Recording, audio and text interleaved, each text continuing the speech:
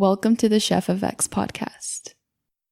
My buddy and I got barbecue, and they have beer there. Oh yeah, you said you got some barbecue, some bomb barbecue yesterday. Some super good barbecue, and then I got a cider, and I've just been having weird reactions with alcohol lately.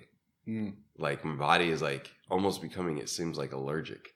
Yeah, and I don't think it's like the regular getting old hangover thing. Like I think it's way more than that. So it's kind of weird. Well, yeah, it's not good for you either way, but I feel like it's the best thing about alcohol is that it's acceptable, so you don't have to feel weird doing it. You don't have to put a lot of planning into it. Like it's easy to make it a social event, right? Even if it's not that. Yeah, it's very much that. It's very much a social. I mean, it's very much a lot of things for people, right? Like people love drinking it by themselves too, but yeah, I know some people. Yeah, it definitely is. But so that's why it's weird. Is like I know that I need to drink, probably not drink, maybe at all. And then I get this kind of, it puts me in this weird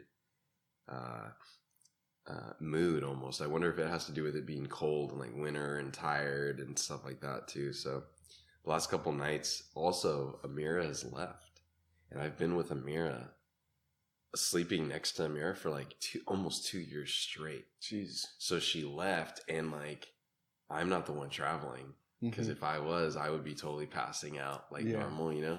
And I've noticed that here I'm like getting into bed, and I'm just like, whoa, it seems so. That's kind of been interesting too. Why do you think it is that we like sleeping with people so much? Because for me, I miss a lot of sleep when I'm sleeping with people, but I still like it. It's just the nurturing aspect of it. Like somebody's there. Yeah. It's like they're kind of medicine in a way. Yeah. It's like a physical reminder of something. Yeah. But also like some sort of weird spiritual reminder too. There's a softness to sleeping with someone. Like a softness that we probably don't have for just ourselves, I guess, in a weird way. I don't know. It's weird because I normally am the same. Like I'll totally miss sleep normally, but me and Amira, for some reason, we just sleep. We'll just like pass out. And it's been a big part of our relationship actually. Yeah. Because we discovered that we were really comfortable sleeping with each other. And that was like, okay, that's nice, you know, because I think I actually know of a couple. Actually, I think I know of a couple couples, older couples, that have separate beds. And they sleep separately and stuff like that. I was just working in a house 2 or 3 days ago that we were replacing their doors. Really beautiful doorways. And super hippie. A couple, like lots of like Eastern stuff everywhere. And really cool. It seems like very like bohemian stuff. And she stays in the back cottage. That's insane. It's her own back apartment. That's insane. Yeah, and then he has the front house, and they're older, so they have all of this stuff. They're the stuff that they've bought and collected, but they have two different housings. That's so crazy. It's pretty cool. Not just separate beds, but literally having a separate house or separate living space in the back of another house. I'm totally into it. Yeah. I think it's a really cool idea, especially when you're older. Probably maybe not. Your 30s or 40s, you should maybe start. Can you live with someone? Is it possible? Because it's been an interesting dynamic for me to learn. Can I live with just Amira? Yeah. Here, we started getting on each other's nerves easier. It was pretty quick too. Yeah. Within just a week or so of being here, all of a sudden I was like, yeah. That's different. Like it was kind of different. It is. At Davis, we had people in and out all the time. It was like we had a whole section to ourselves, but it was like perfect because then we had the community going on too. We had lots of people in and out all the time. Here is like a totally different It's completely story. Different. Yeah. I've noticed that when I spend a lot of time with one person, at some point it becomes a pain for me to leave. And then that like brushes off onto me. But that's the main part of it that I still don't like. Yeah, I'm 25, you know. So I feel like it can be hindering my independence because of the emotional attachment can be so strong that it's just a pain for one or both of us for me to do something random. And like I used to do, like over the summer, I would go on these walks around it because Davis is safe, you know, young Davy is pretty safe. Super safe. So I would walk around Davis at 4 a.m. Yeah. And just think, you know, it was like a meditation for me. Big time. But I remember telling someone like, yeah, you know, I may or may not just get up at 4 a.m. and leave. And they're like, no, what? Where would you go? What? Oh, it's something I do. Yeah. Yeah, it's something I do. And it's like just not something I do now. But right, that is at least one way that it's affected me. That's kind of, it's still weird in my mid-20s is people wanting me to be around, especially for no defined purpose. And that's like an extreme way that I experience it is sleeping with people. Wow, that's an interesting way to view it. And then like at some point wanting to jump about. You said that do the winter months normally, are they like more difficult for you? Is there like a mental health thing associated with winter? I would say that has been the case for the last, probably few years in particular, because I lived all of my 20s for the most part. I lived in really sunny. Well, okay, no, I left here when I was 25. Yeah, and it gets cold here. But here's in Santa Cruz. I was in Santa Cruz till I was 25, and then from 25 to like 30 or so, I was in really warm places. Mm-hmm. And those are like really pivotal years. Yeah. Like 25 to 30 are like, because you're at your what you think is a quarter life crisis, and then you get to 30 and you're like, oh, it gets even gnarlier when you get 30. Yeah, you know, you think it's a shit show now. It's like it could become a really crazy shit show. Life decisions have to become better and better. We have to make better choices, and usually in making better choices, you have to learn better habits of dealing with the potentials. And making better decisions comes with like experience of making shitty ones. And so when you're making shitty decisions and learning them from 20 to 25, that's one thing. Yeah. But when you're 25 to 30 and you're still making shitty decisions and you're learning, you know what I mean? And the same goes for now 30 to 35. I'm turning 34 in a couple months. And so what I'm learning is that there really is no formula. And that's the interesting thing about math, actually, is that there is lots of proof in the pudding. Yeah. With math, it is, it's self-explanatory. It is. It's like this natural law we were talking about yesterday a little bit. Mm-hmm. But when it comes to like life, because there is no other comparative number for you, like we live in this world as though, because we see everybody and we're in a grid system and we're constantly competing in this kind of capitalistic and comparing driven too. And comparing, specifically comparing is the key to what you call, or what not you specifically, what people call progress, right? Am I reaching a certain place? I just did it just now, like 30 to 35, there's these decisions, right? Mm-hmm. So I'm like almost like comparing like my story, but dude, there is no formula to like living life except, like you said, what your formula was yesterday, where you said there is a measurement you could take in that. Are you progressing? Yeah. Are you taking steps towards progress? Yeah. Then defining progress and so on and so forth. And I think with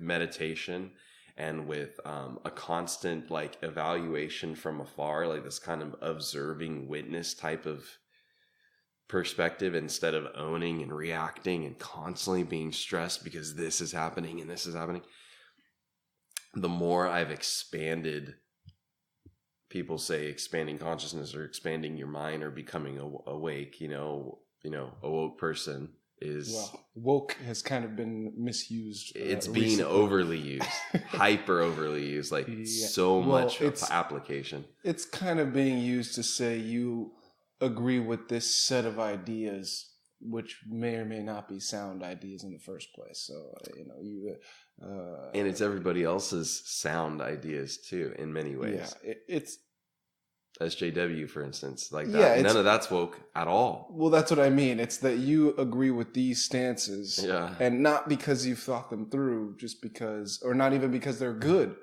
just because these are our stances, almost ideological or dogmatic, where these things are true because they're true. Ironically enough, because that the whole approach, I think, from a lot of younger standpoints have to be that there may not be a solid truth. There may not. I need to keep my mind open. Oh, you're racist. You're sexist. You're this. You're that. You need to keep your mind open. And then the irony is like that. Now that like people like Jordan Peterson and a lot of these people are able to like turn the mirror back and point it at them and say, look. And that's the whole dome situation. Was like, are you fucking serious? Like, what's wrong with all you guys? Well, you can't like. A lot of ideological stuff holds water in the absence of real critique. But once you have someone who really knows how to give a thoughtful critique, then it doesn't. It's really easy for them to point out some of the holes in an ideology, and that's part of the reason why people try to keep out competing ideas. If your idea sucks, then you don't want any competition. But in the age of the internet, there's no way around it. Yeah. Even if you set up a situation where it's dangerous for anyone to speak against you, there's still going to be some people who don't care. They care. They're more interested in ideas than they are scared of the punishment that comes from expressing themselves. Sure. So it's not going to hold water anymore. And those guys that you mentioned are some of those people. Like, hey, it's the worst thing you can do is criticize a black person. Well, what if the black person fucks up, right? Like, no matter what your identity is, you can mess anything. You could have a good stance, a bad stance, one that needs improvement. Yeah. There's no position that you can have that's completely innocent. That's flawless. Yeah. There's no identity that you can have that shows that your ideas are flawless. Because there is no such thing, one, as perfect, for perfectism, the idea that there is some sort of standard. I have a huge thing about why that's the case in our culture. Well, I mean, even on a societal level, right? Because of numbers, right? We're constantly comparing and saying, we see something's whole, or is it made out of, it's obviously there's fractions, right? So the reality is that we're made up of lots of different fractions, different equations, different relevance. There is no one way, like I was saying a second ago, to like living the right life, because there is no right life. Right. It's your life. And comparisons have a tendency to say right or wrong, right? We're judging. So in a weird way, it's kind of funny because, at least in my view, it is racism to say, oh, this person's black. We always have to like protect them because of their association of and the struggles, and then the white guilt thing that SJW, and specifically at the Domes, it sounds like with Shanita, like rolled with these punches where it's like, dude, are you fucking understanding that you're using the racism veil or filter, if you will, in defining situation, instead of it being a human being interacting with a human being, interacting with another human being, right? We are all personalities. I like to say that we're all Pepsi cans out in the ocean. Like you think you have all of this knowledge, right? You're only filled with so much salt water, and then the rest of the salt water is everywhere around you, but you're content with what you know. You're just like, because that's all you know. Well, we're only the size of our Pepsi can, And if you don't have the knowledge that you will always be ignorant in your Pepsi can, then you're a whole different level than the people who have that knowledge. Yeah. It's almost like regardless of anything else you have in your can, if you know that you don't know, you're already a step ahead of everyone who doesn't know that. Because at least then you'd be willing to question your own ideas if someone else gives you a critique. You won't push them away, even if it's like just instinctively a +1 of knowledge. In that, if you're just a Pepsi can and you think just of this amount of whatever, if you're aware that there's that you are just this in this Yeah. big ocean, you're at least one step ahead in many ways, right? A huge step in my view. And it's a huge step. I think it's probably one of the only important things to know, like universally, is that that you don't have access to the vast majority of what's going on, and you never really will, but that you can learn things as they become relevant to you. And as we move into that path, we will eventually understand that it was never our responsibility to understand it all. No, just what you need. It's this way on purpose. Like a social experiment sprung into existence, and then like, here, all right, let's see how this goes. In a weird, that people identify that idea as like this God creator kind of Western idea of a a human figure with human likeliness, like love, and God loves us and this and that. When it's like, what does that even mean? Because the thing that created all of this, like, had to have been there has to be so much more going on than just what we identify in our moral system as love or wrong or right or this or that. And, we want to land on logic, right? We want to land. That's almost the bad. And I don't know what you would how you would take this, but I think that's almost a criticism of something like the idea behind math or this kind of concreteness. Yeah, is that we see concrete, but because we don't even know how concrete works or why. We understand how it works, but who invented concrete? I think you know what I'm saying? Yeah. Well, this is one of the areas where I think the math people again divide from a lot of people who haven't studied it. Is that it really isn't concrete at the high level. It's concrete at the low level because some teacher is enforcing something. Mm-hmm. But at the high level, math is just created through proofs. They're just arguments that are based on certain assumptions. Right. And even more than that, there's basic axioms of math that are kind of like the fundamental assumptions that a lot of other things are built on top of. Now, I haven't advanced far enough to actually dive into the axioms. I just know that they exist. Right. But the point I'm making is that for the people who really care about it, they acknowledge more than anyone else that it actually isn't a solid castle. It's a sandcastle that's built on things that are probably true. Right. But it's only if those things are true that the rest of the sandcastle holds up. Which is what makes it altogether a sandcastle. Yeah, but that's what I'm saying. Yeah. People who are really into it know it's a sandcastle. People who aren't into it think that it's concrete. Right. Yeah. It's just a sandcastle. But it's a great sandcastle. It's very useful. Yeah. And it's and again, the assumptions really are so let's say we're talking about something more concrete or something more normal, like you're a carpenter in a house, so you're trying to make a cupboard, right? And you're saying, okay, if these are the dimensions, the length and width, and this is how much wood I need to make it, and you use math to make that calculation. Well, it's still a sandcastle because the reality is our way of measuring things is flawed. We only have so much precision, and nothing is truly scraps. Yeah, nothing is truly the measurement that you think it is. If you think something is 12 inches, no, it's not. Right. 12 inches is just a rough summary. Yeah. That's from our frame of reference, it's useful to think of it as 12 inches. Right. It's really something else. Sure. Right. The fractions away from 12 inches aren't important to us, so we just do away with them. Yeah, but the reality is that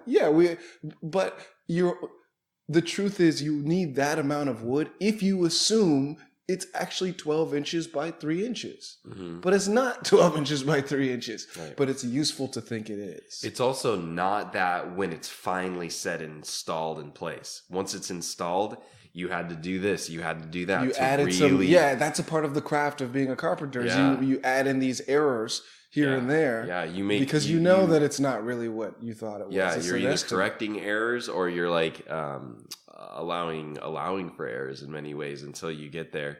And then when you see what it actually is supposed to look like for instance, last night or yesterday we demoed this kitchen and they had this really cool like finished wood like this for a countertop, and it was like almost like a surfboard, like a long piece of burled wood, super expensive. And I actually texted my buddy just morning first thing. So I was thinking about, I saved it to try to get Tim to, so Tim paints, right? He paints the stuff. Oh yeah. And so I'm trying to get him onto other materials and like doing this and doing that. And we could take this wood and we could use a router instead of using paint. Okay. We could set all these lines and do all this crazy shit. And so I have this idea of, and he goes, I already grabbed him doors. With like, that look just like that there. And yeah, because he works on pretty big canvases. A door would actually be downsizing. In a sense, yeah, exactly. And he wants to like do a table, and then so I want to get him on a whole other realm and stuff. So I've been encouraged, and it's really cool. Yeah, it's really cool. We saved it, but he said the doors were good for now.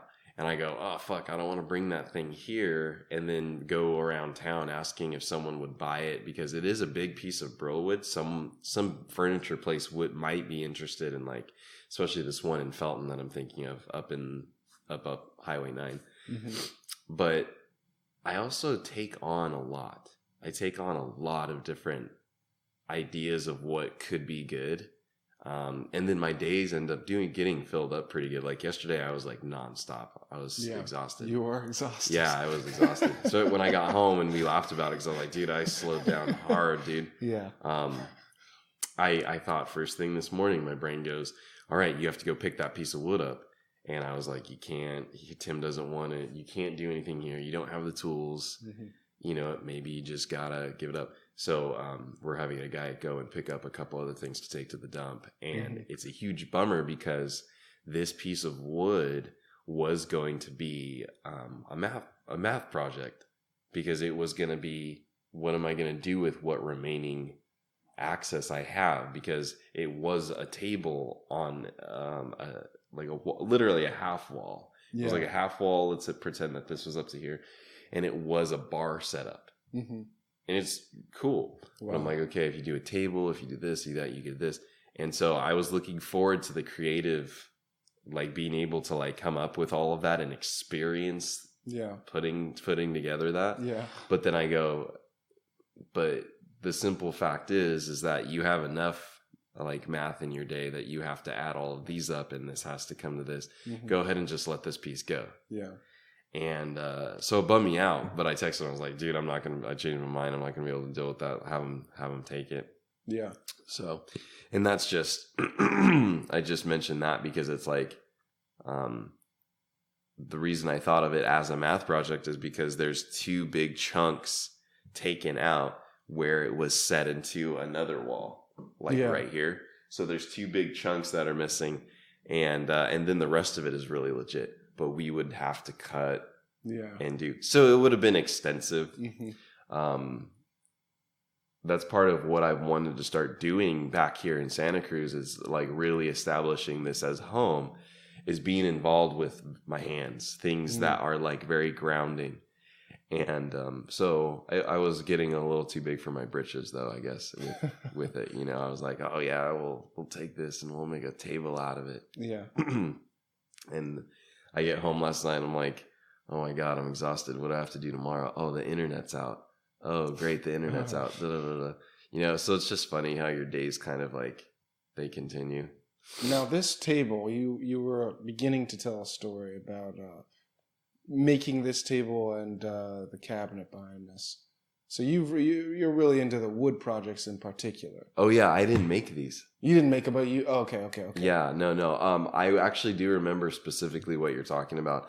I was kind of in a position where I was trying to look. So I spent a bunch of time trying to hang that canvas, and then I hung the art, and I look and I see that it looks mainly like I'm worshiping a TV though. because this is basically what we're doing sitting on the ground here is creating a certain vibration of like humility. Like we've totally enjoyed eating dinner here. Yeah. And Amira was like, oh no, we need a dining room table. And then I was like, oh, it'll be good on the coffee table for a while. Trust me. Yeah. And then she's now preferring that we do this instead of getting a dining table because it is very cool when you just sit and you're sitting on the ground, you're in like, you know, cross-legged and you're eating your dinner and there's a certain sanctity almost about it. And then I looked at this and then I looked at that cabinet and I was like, oh, and then that's like really detailed and all this kind of stuff. And that's beautiful. But then the most beautiful thing is this like television. But last night when I came back and I looked at it, and in the sense that we're worshiping it, you know, because all worship is gazing. That's all it is. People think that worship there's all of this extensive shit. That's Western idea goes into when you worship something, you have to please it. And when you have to please it, you have to have a standard of behavior or gift giving or this or whatever. Super weird, by the way. What's that? that jump? Well, no, I think that the pleasing in worship is weird. Pleasing, I know. Because when it's applied to the universe, it just doesn't make any sense. The universe doesn't give a fuck. Yeah, You're just existing. Yeah, like when you say, "Oh, universe, you're so great," it's like there's nothing you can do that'll change the state of the universe as it is. Yeah, in my view, or it doesn't seem to be the case. So if you're doing something like singing, it seems to be so that humans can hear the singing. Humans like singing. Yeah, the universe, I don't know. It's identifying something that you think that thing wants. Yeah, but here's the thing. You could just go to a concert that's set up for humans, and it involves singing. And then you can have the same kind of, or you can have some form of an experience. Along the tone of that line, the tone of that idea, Alan Watts, I was listening to a lecture and he said something that was so good one time, and I've remembered it ever since. When you're sitting at church and you're sitting in the pew there and you're listening to the preacher talk, the preacher is telling you that this is God's word and this is what God says and this and that. And you're sitting there listening and you're filtering what you're hearing. And it is pretty obvious that you are the one that's deciding if this guy's telling the truth or not. Yeah. And then if you think that he's telling the truth and that the truth is that God is this, God is that, you're making the really the ultimate decision, which is what God's supposed to do. Yeah. So right then and there, just because of the tools that we have, our ears, our brain to like, and I love telling people, specifically Christians these days, because I grew up Christian. Mm-hmm. And so a big part of getting to the root of let's not delve so far into ideologies being totally true and you're super convinced of them, because anytime you think something's true, all that happened in your brain was an electricity little spark because of neurons exchanging information, and you got this kind of connectivity aspect to you confirm in your brain that this is true. All of it is electricity. And it's inside of your brain and your brain alone. Yeah. No one just shared that immediate thought. The sharing of those thoughts is culture. Culture is the sharing of like, does this sound good to you? Oh yeah, this sounds good to you. Okay, cool. Let's run with this. Yeah. Which is why we obviously recognize something like dictatorship, violence, propaganda. Hopefully, most people don't actually observe that right away. That's almost the nature of propaganda, is it's hidden in a lot of ways.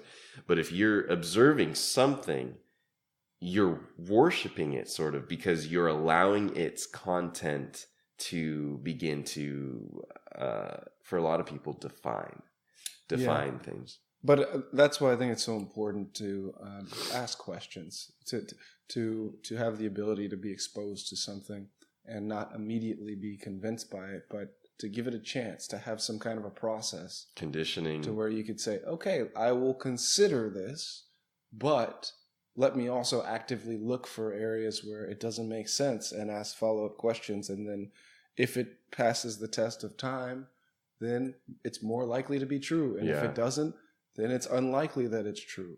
But you should be able to change that probability with new information. Well, you should be able to, but that's not if there's an like almighty powerful God involved with this like permanent place of paradise called heaven that's eternal, and you don't know about it yet because you're not dead yet, right? So there's these concepts that have been thrown into the ideas about unapproachable times. Even you won't ever be able to approach this until you die. So you better just live your life believing it, because, well, we say it's true. So people are never questioning, and I think that's the conditioning in many ways prior to religion, is just societal square grid thinking, is that I have to use this road to get to this well to fill up my bucket. I have to do it every day, and if I don't have access to this well, it's going to be bad, right? Yeah. So we're used to these ideas of stories happening, and the reason why perhaps we are doing, people want explanations for why, one, we're here, and then two, what are we doing here? And if you could it's just like consumerism, give people what they want, which is an explanation, and they'll soak it all up as though it's completely true, because they don't want to question. You say, oh, it'd be best if we constantly updated this information. Yeah. But that's almost the antithesis of Christianity specifically, and a lot of religiosity, is no, this is what happened. And it's like, how do you know? And one or two, why does it matter to you specifically? You don't live any, you have nothing going on except for the loss of culture in America, and the addition of the completely zombified culture, basically. Actually, there's little identification with activity and presence and engaging nowadays, and way more along the lines of isolation. We're becoming an isolated culture very quickly, with the guise of it being social. It's literally called social media. But it's not. It's anti-social media. It keeps your fucking face on your phone.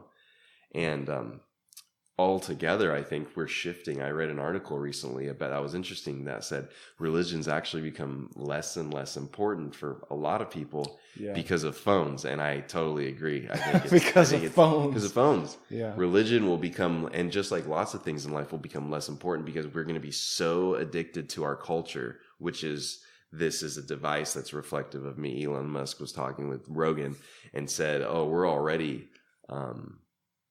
what was the word? When you're half robot. Cyborgs. Yeah. We're already cyborgs. It's true. Well, we were cyborgs as soon as we used the hammer, too. Yeah. Yeah. I mean, the fact that we have this kind of the fact that we invent stuff and then extend our abilities out is already kind of the beginning of that. The only difference is with cyborgs, it's the extension of the mind instead of the extension of the physical body. Right. Yeah. But, I mean, the mind is only special to us. It's not actually, it doesn't seem to be all that special in the universe. It seems to just be another thing that works. We don't know how it works yet. Some strange compilation. I mean, well, we didn't know how the heart worked. You go back far enough, and we're not fascinated by the heart anymore, because we understand it mechanically. You can model it. You can create a brand new artificial heart now. Yeah, made out of silicone and all this crazy shit. It's just when we don't understand shit that it's fascinating. It's not that it's inherently magical that makes something fascinating. It's just we're too dumb to figure it out. And then once we figure it out, then it pretty quickly is no longer fascinating to us. That's interesting you say that, because for a really long time, it's been acknowledged that science doesn't know where consciousness is, the connectivity of consciousness in the brain. Mm-hmm. And that's two groups, one from Ghana, and one from Canada. Separate colleges that they combined on this one study. Yeah. And feel as though they've published a couple papers about certain areas of the brain that have these particular chemicals that become manufactured. And I'm trying to remember why they connected the dots with the consciousness. Well, let me make a prediction. Consciousness seems to me to be an algorithm. So I don't think it'll come from the world of chemistry. I think it'll just be something that people figure out structurally, mathematically.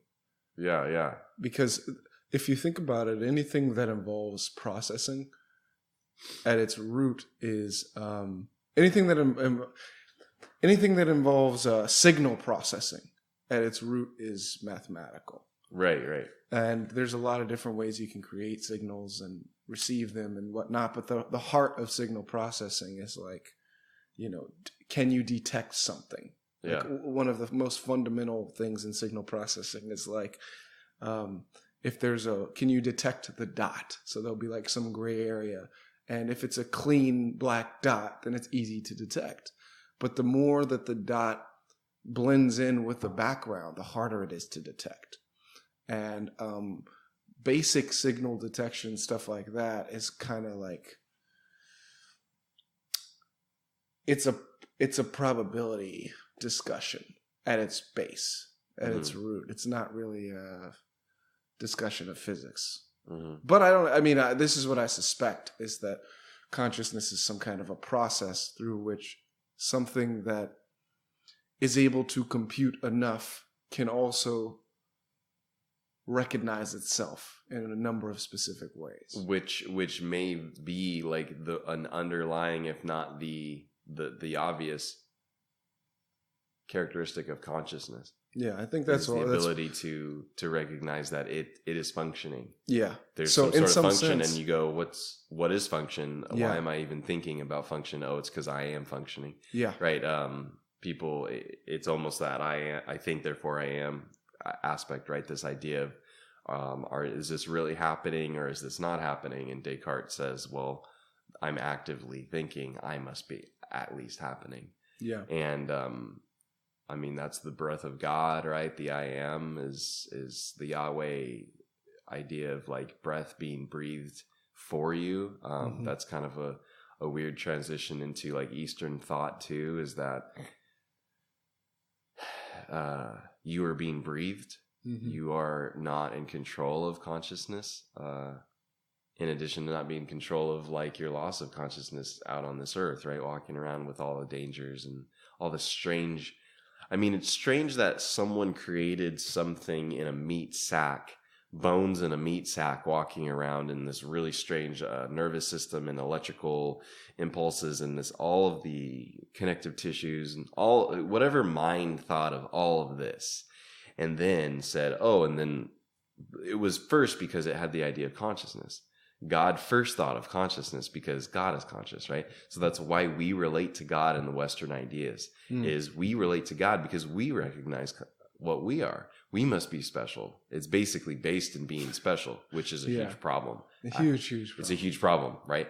You can't assume that the God that did all of this and thought thinks like you, because you don't think like this. You think you do. Well, the thing is, we create some stuff and we kind of have extrapolated that to the extreme of saying, well, everything comes into existence through creation. We're acting as God, but we're manipulating matter that's already been present. Yeah. We're not creating shit.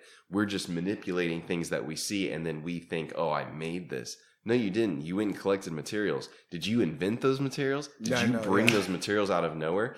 Are you able to just magically make some sort of weird structure like an octopus, or just simply like a piece of atom, wood, or the idea of an atom? We don't create atoms. We're just, you're right. We're just manipulating things that have already gone through a really long process of getting to that point. Right. And then saying, yes, this is creation. And not only that, the entire universe is creation of this type, manipulating things after the fact. Yet somehow it's also fundamentally the way everything came into existence. It's not really a great idea. It's not. It's like you hit at the heart of it when you said, well, did you create the stuff that you're playing around with? Yeah, exactly. No. Okay, so that's the limit of that type of creation. And the mind that created these meat sacks that walk around with like bone structure as like this, I need a frame, right? So the bones are the frame of this body. The original thought, the only reason you would build a body and a frame and this is that is if you had the idea of consciousness already, right? You're going to make something conscious, something that is going to be its own robotic type of figure. So you have to basically build not really, especially if you think that humans are really the only conscious ones. Then consciousness is completely, it's not really that has nothing to do with the purpose of these things coming together. Yeah, totally. Well, and animals even the assumption and plants that there's and this. minds. I mean, look at the creation of a mountain. What mind created a mountain? There's no mind. It's just the tectonic plates. Well, that's the thing, so though. why even assume that there's any minds involved? And that's a great point, because I had a really specific experience that wasn't necessarily based in my conditioning, I think, with ayahuasca, where it wasn't my pre-existing condition. I mean, a lot of people could say this is convenient for me to say, but it wasn't so much that I had to have a God that sprung all this into existence. It was more of like observing what may be the point of what's going on altogether. And I experienced this kind of... the assumption in the question is that there is a point. Yes. It could just be a bunch of stuff's happening. You're already kind of fucking up by saying that you have to discover a point. Yeah. You're already speaking another language, as far as maybe the ultimate, if there is a creator or whatever, didn't want us to know. Well, here's the thing. One person farts, another person smells a flower. You could ask the question, well, what's the point of those things happening, on the same day? But the framing of the question reveals the assumption, which is that there's some connecting fiber between the fart and the person smelling the flower. Sure. Yeah. Maybe there's just two independent events. In that these events are a happening, right? Yeah. So we can jump from this kind of physical idea of what's going on into a spiritual realm, as kind of strange as that might sound, pretty easily by saying, is there really anything that can be defined, right? Yeah, or because it's in the question you're assuming there's a connection, but the question is, why would you even assume there's some connection? Because that's what we do. Yeah, that's one of our fundamental biases that it takes a lot of time to kind of recognize, take a step back and look at, like, wow, I do this no matter how smart or stupid it is, I just do it. This is a part of being a human. It's part of a trying to find connections. Primal instinct to surviving. There's Pisces.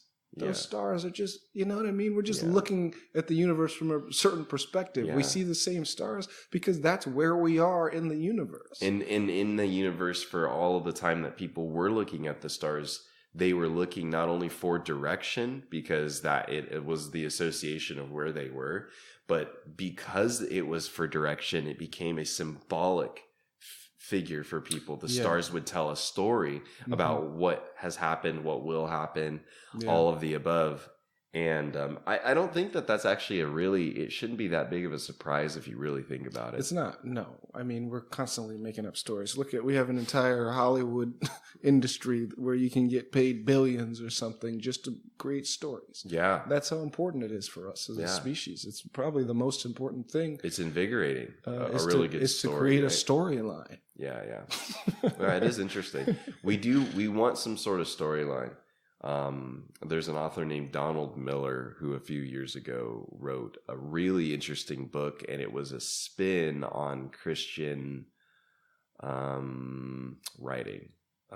He wrote a book called Blue Light Jazz, and it actually became a movie, and he became pretty successful because he approached it from kind of the almost more of a Zen hippier standpoint, where okay, I'm going to believe in this idea about Jesus and stuff like that, but I'm going to do it from kind of a more emergent or hipster, almost like a hipster take on like the Western church. Yeah. And his branding after Blue Light Jazz was stories.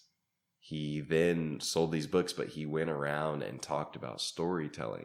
Yeah. So he was really creative because he went from not just writing books, but he wanted to, instead of just doing book tours and signing, he wanted to lead workshops on how to tell a better story with your life.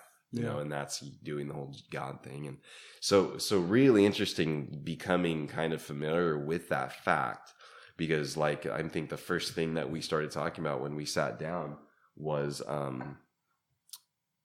we don't know exactly how to do any of this, because there really is no formula. But there are constraints. They're all constructs. Yes, exactly. Well, no, there are constraints. There are things that no matter what we think, they're just true. Like, to me, the biggest constraints are that you have to eat. You have, no matter what you do in your day, you have to eat. You stop eating, you'll die. Yeah. Okay, got to do that. Okay, you got to drink water. Okay, got to do that. Okay, and you get to a point where it's like there's more primal needs, but then you keep progressing, and they become psychological needs. Like, do you have to love? No, but kind of. Like, if you're in a good enough position where that's a possibility, then you do. But if you're not in a good enough position where that's not really something you're thinking about getting food on the table, then you don't. Yeah. And it's like the needs kind of, they have their own priority. But once you knock out the one below, you're pretty much the next one up. That's what you have to focus your energy on. And those people that then take that on and define, what is it that I have to love? How much do I love it? You're defining love on a case, almost like not a case by case basis, but there's this like assumptive that what like love is, right? And so this concept of like whatever love it is a concept. It's this kind of idea of a lot of different things. Obviously, I think it's a group of like 9 different ideas. They can all be parsed, and totally. They can all have but it's just not worth the energy and effort to do that, because even if you did that, if you're just talking to a normal person, then it's better to just use the term love, and then they'll say ballpark. It's like a sloppy general term, relating to humans being close to each other. Right. Why are humans close to each other? Well, there's a lot of reasons why. Right. And some are completely different from the others, but since we don't really want to put in the energy, it's like the Eskimos have, they say, a bunch of words for snow. Yeah, totally. Because they care about it. It makes a difference in their lives. I think they're familiar with it. They're familiar with it. It's worth the amount of energy that it takes to make that a cultural item. It's worth that amount of energy for them, or it has been in the past. The ancestors have decided, yes, it's worth it for us to make these distinctions. But for us, I mean, for some people it might be worth it to do that for love, but probably for most people, probably not. So there's going to be like jargon. You become aware of that as you experience life too. Yeah. Like you experience, I loved this as a kid. Now I haven't thought of it in years. Oh, I loved this person when I was in high school. Oh, okay. Well, you haven't seen them in 15 years. Oh, I love, you know what I mean? We're constantly like... You realize this is not really a well-defined thing, but it's good enough. There's a general idea about like it being a good thing or whatever. Yeah, it's good. Do you want to continue this after we get food? Yeah. Yes. That sounds like a cool idea. Let me do a most important question. Okay. It's time for the most important question in the universe. Most important question in the universe. Leap or jump? Leap or jump? Leap or jump. That's so funny because, I mean, I feel like there are two differences in those words, but one never has thought of the difference between leaping and jumping, I think. So that is a really good question because it's...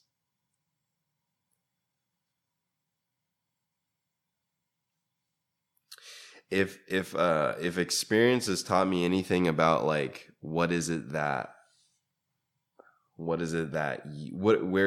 spirit you have to have when approaching the situations that are going to really change your like life, and usually that means being super present, means being extremely aware of what's going on right now.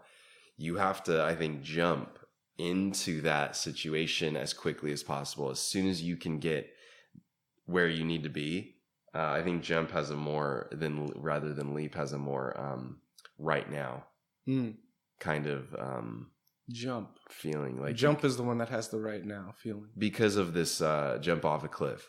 Jump off this, jump off. You're jumping off some sort of structure that you think is keeping you stable. What I'm finding in my own life is that I kind of have known all the whole time what to do, but I've been thinking about it for my whole adult life. I've been going over it with the ego. I've been going over in my head, like, what does this mean? What does that mean? Instead of spending all of my time completely present and soaking up everything for what it is, that requires me to like, we got to go for it. Like, oh, this person called and this is an opportunity. Oh my God. Yeah, we got to go today. Like, we got to go right now. And if there's also been another lesson too, in that you got to jump back sometimes because you thought, you think something is like working. Yeah. And it isn't. You need to jump the fuck out of there too.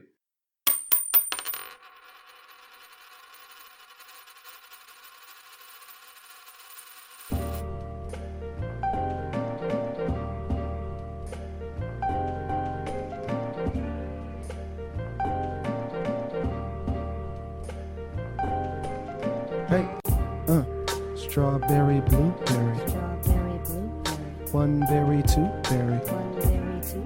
That's a snack, blackberry. Hey, do I really want the stem or the cherry? Bucket naked doing mathematics. Hey, dynamic, I don't mind static. Hey, can't deny it, I might die tonight. Hey, every rainbow's just white light. Keep my toppings on topper. Helicopter, draw the whole lot. Cartographer, think about dots. Philosopher, check the bars with a barometer. Not a day without chefing, that's negligence. Don't trust what I say, check the evidence. It all depends on the mold you were shaped in. What you make from the leaves that you rake in. Either you get it or you don't. Either it's burnt bread or it's toast. Either a wavelength or a note. Either a joke or a real quote. Either use it or lose your vote. Strawberry, blueberry. One berry, two berry. That's a snack, blackberry. Hey, do I really want the stem or the cherry? Not the most musical, more Dr. Seussical. All my work's useless, I keep my dick usable. I'm a nuisance, the proof's in the juices. Finish all your trig and your cigs, big mutants. She smoked that estrogen and progesterone. Threw it in the vape, took it to the dome. Fuck it, I might hit the testosterone. Chef's cut, dopamine with some melatonin. I can't tame it if it's too tame. I can't name it, it's a new name. Left right when the life came. Every night play the dice game. Draw the line through the right planes. Is it mean if I don't mean it? What's a fucking mean to a deviant? And not to diss you, but you stop chefing. I don't miss you, I have no tissue. Strawberry, blueberry. One berry, two berry. That's a snack, blackberry. Hey, do I really want the stem or the cherry? I keep it one more than 1,000. I see these sheep charged up, keep it rounded. Somebody show these where the pound is. I think the kitchen's getting crowded. Same place, different state. Same shit the chefs love, the sheep hate. Keep my beats in a briefcase. Never cheap with the beefsteak. Nothing free in that sweepstake. I think they're locked into the optics. I'm like the opposite, I'm like their complement. I'd rather say a lot with a little. Sold the violin, got a fiddle. If you don't experiment, you don't walk. You wanna talk? Are you really about the chalk? Then please shut the fuck up. Enough is enough. Cheap ass arguments, get your tongue cut. Strawberry, blueberry. One berry, two berry. That's a snack, blackberry. Hey, do I really want the stem or the cherry?